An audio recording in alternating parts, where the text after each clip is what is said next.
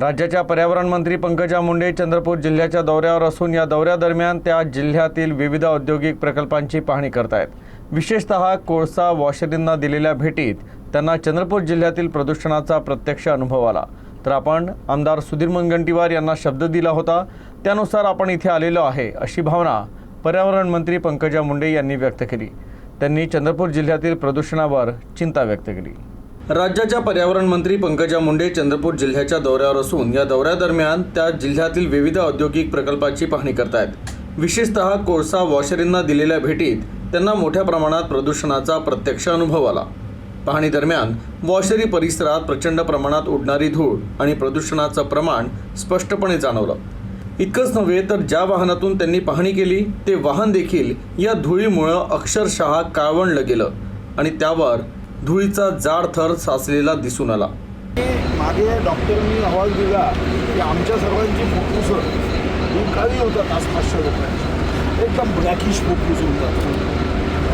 यांच्यावर 3 जबाबदारी काढलेली आहे। ग्रीन वॉल, नंतर आपले डस्ट सेपरेटर गन लावली पाहिजे, एक गन लावत। राज्याच्या पर्यावरण मंत्री पंकजा मुंडे या चंद्रपूर जिल्ह्याच्या दौऱ्यावर आहेत आणि या दौऱ्यादरम्यान ते जिल्ह्यातील जे विविध उद्योग आणि कोलवाशरीज आहे यामधील प्रदूषणाची पाहणी करत आहेत। मात्र प्रदूषणाची तीव्रता चंद्रपूर जिल्ह्यात किती आहे ते त्यांच्या वाहनावर जी प्रदूषण आता दिसून येत आहे त्यावरून कळत आहे। पंकजा मुंडे यांनी ज्या उद्योगांची आणि कोलवाशरीची पाहणी केली, पाहणी केल्यानंतर त्यांचं वाहन अक्षरशः या कोलवाशरी मधल्या धुळीमुळे काळं पडलं आहे।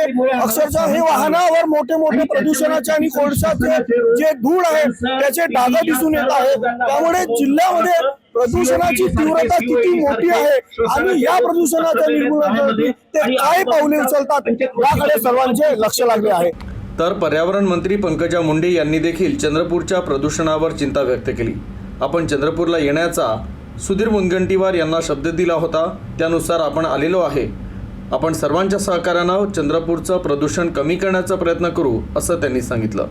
प्रदूषणावर आम्ही एक लॉंग टर्म प्लॅनिंग तयार करू आणि यांना सुद्धा काम चांगलं करायला लावू, या उद्योगांनाही काम करायला लावू, इथल्या अधिकाऱ्यांनाही काम करायला लावू आणि सर्व मिळून इथल्या प्रदूषणावर मार्ग काढू।